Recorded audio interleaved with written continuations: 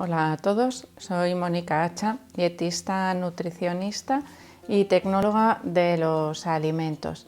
Hoy vamos a ver cómo debe ser la alimentación o qué se puede comer cuando se tiene el potasio elevado.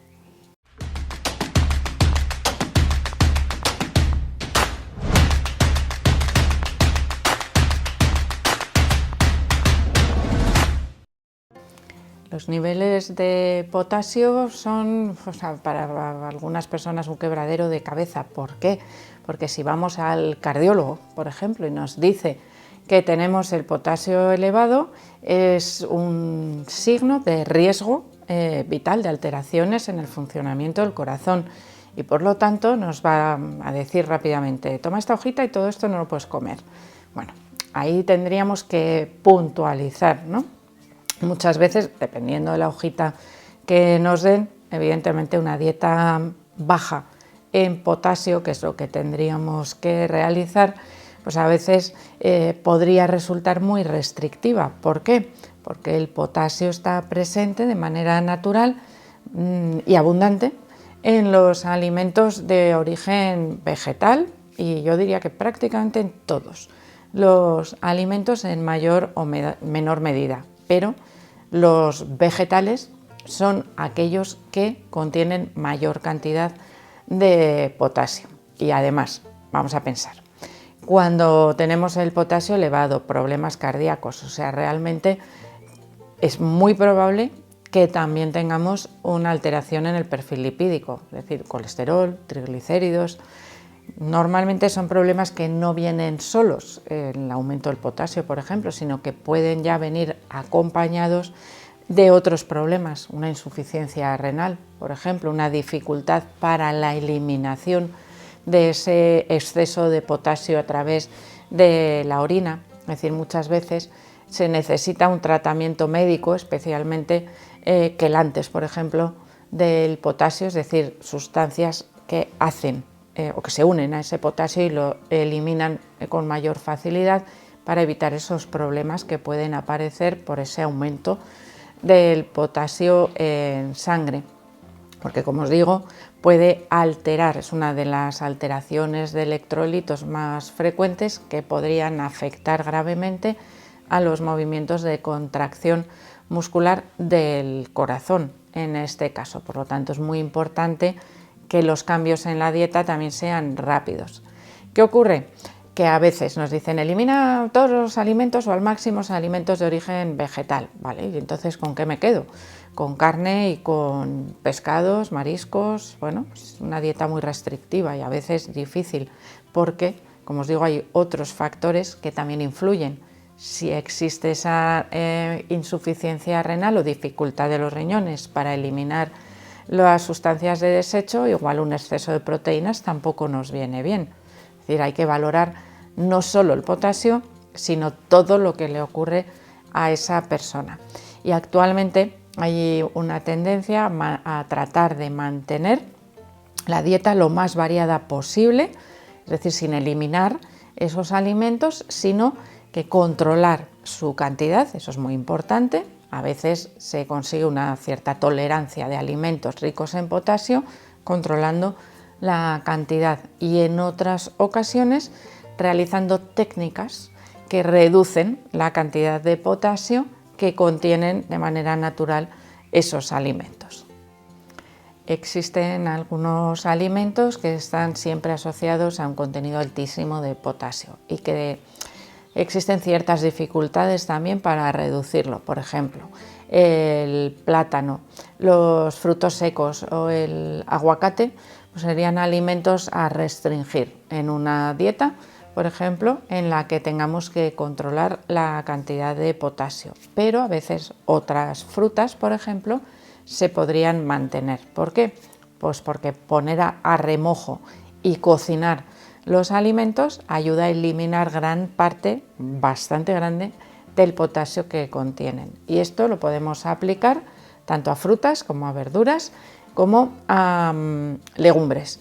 Y incluiríamos también, por ejemplo, el caso de las patatas, que también son bastante ricas en potasio. Entonces, ¿qué es lo que tenemos que hacer? Lo primero, para mantener el consumo de, vamos a decir, frutas y verduras y patatas, que las podemos agrupar con el mismo manejo. Lavamos, pelamos, cortamos y ponemos a remojo. A remojo durante 24 horas, más o menos, cambiando ese agua si queréis, pues a la mitad del tiempo y guardamos en refrigeración. De esa manera vamos a conseguir reducir el potasio a más del 50%, que ya es una buena reducción. Es decir, ese remojo es muy importante. Si los alimentos están cortados, hay más superficie de remojo, por lo tanto se elimina más cantidad de potasio que si los dejamos enteros. En el caso de las legumbres, también comenzaríamos con ese remojo, pero eso lo hacemos siempre cuando cocinamos las legumbres. Después, vamos a la cocción, frutas y verduras y patatas. En este caso, la cocción vuelve a reducir la cantidad de potasio, porque como es hidrosoluble, se filtra, se va en el agua.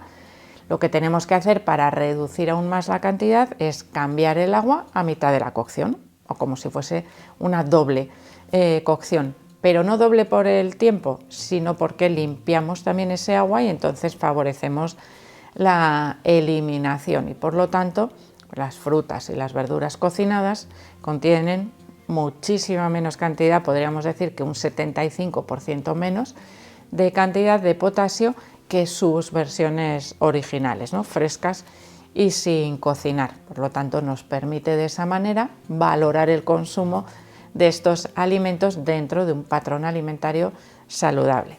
En el caso de las legumbres, obligatoria la doble cocción. Esto a veces nos lleva mucho tiempo, ¿no? Y además, bueno, pues no podemos cocinar las legumbres con un sofrito porque entonces si tiramos el agua se nos va el sabor, tenemos que poner agua nueva. Solución: legumbres en bote. Las legumbres en conserva tienen ya reducida enormemente la cantidad de potasio y las podemos cocinar después de la manera normal, con periodos de cocción mucho más cortitos. La congelación, por ejemplo, de frutas y verduras también reduce la cantidad de potasio, así que sería una buena técnica, por ejemplo, para algunas verduras que igual no ponemos a remojo, ¿no? Como podrían ser pues, la cebolla, los pimientos, aquellas verduras que forman parte de los sofritos. Dentro de huevos, carnes, pescados, es decir, alimentos proteicos, podríamos decir, tienen mayor cantidad de potasio, por ejemplo, los pescados y los mariscos, con lo cual su cantidad tendrá que ser más pequeña que la cantidad que podamos consumir, por ejemplo, de carnes. Aún así, si ese problema de potasio elevado en sangre está asociado a la insuficiencia renal, tendríamos que controlar las cantidades, es decir, no podemos comernos un filetón o un chuletón de medio kilo porque al final supone un exceso de trabajo también para los riñones, es decir, las cantidades que vayamos a ingerir deberían ser también moderadas. Pero ya habéis visto que al final aquello que realmente se desaconseja inicialmente, que serían el consumo de alimentos vegetales para reducir el potasio, se puede mantener si conseguimos esas buenas técnicas, ¿no? A la hora de cocinarlos. Por supuesto que hay alimentos que ahora estaréis pensando, pues es que no me he dicho esto o lo otro. Pues pensar, si yo lo puedo poner a remojo, que por cierto, en el caso de los frutos secos también nos podría funcionar, pero los frutos secos remojados, a los cuales evidentemente reducimos la cantidad de potasio, pues no están tan ricos para comérselos tal cual. Podríamos utilizarlos, por ejemplo, en la elaboración de una crema de verduras o de pues cualquier otra receta en cantidades pequeñas, porque ese potasio residual de cada alimento, si sumamos, ¿qué ocurre? Que al final ya no es tan residual. La tolerancia a las cantidades totales de potasio en la dieta, pues también dependerán de los niveles de potasio que tengamos que reducir. Si partimos de unos niveles muy elevados, evidentemente la cantidad de potasio tolerada en la dieta será inferior. A medida que se vaya regulando, podremos tener una mayor flexibilidad también en el aporte de alimentos, en la variedad de esos alimentos. A la hora de hacer la compra, evidentemente también nos influye. Si queremos dedicarle menos tiempo a todos esos procesos que os he contado, pues de doble remojo, mantener 24 horas a remojo las verduras, ¿qué podemos hacer? Pues priorizar, por ejemplo, la compra de verduras congeladas, que ya tienen reducida esa cantidad de potasio, con lo cual el remojo puede ser más cortito, nos serviría, por ejemplo, para descongelarlo, y la cocción la podríamos hacer sencilla en esos casos, es decir, sin ese cambio de agua que tenemos que hacer durante la cocción. Y de hecho, pues imaginaros, en este caso, pues podríamos utilizar, por ejemplo, otros métodos de cocción, como por ejemplo el vapor. Ojo, que los caldos de verduras, cuando lo eliminamos, podemos estar tentados de guardarlos para hacer una sopa. En este caso no sería una buena idea, porque es donde se acumula todo ese potasio que retiramos de los alimentos, así que descartamos totalmente el consumo de los caldos elaborados con verduras. No serían para nada aconsejables. En este caso, bueno, pues podríamos utilizar caldos elaborados, por ejemplo, con huesos o con carcasa de pollo, pero sin añadirle verduras en su elaboración, de manera que descartamos, por supuesto, también cualquier tipo de caldo comercial que podría estar elaborado con verduras y hacer aumentar enormemente la cantidad de potasio.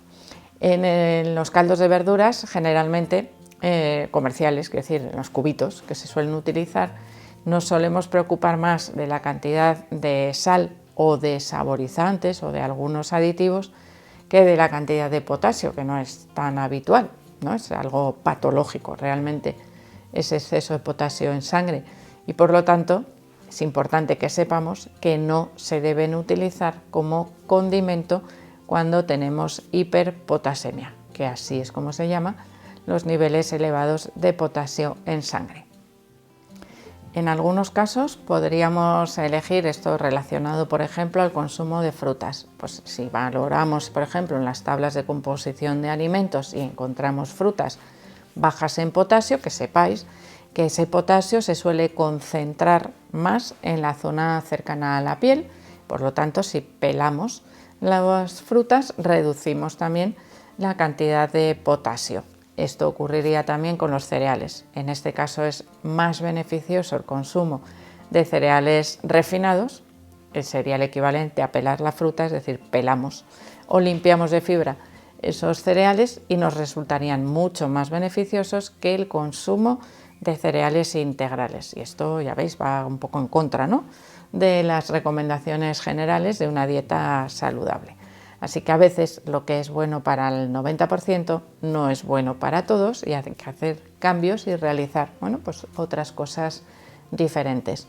Así que espero que os haya gustado el vídeo. Por supuesto que le deis al like, no dejéis de suscribiros al canal, y espero seguir viéndoos a todos en los próximos vídeos.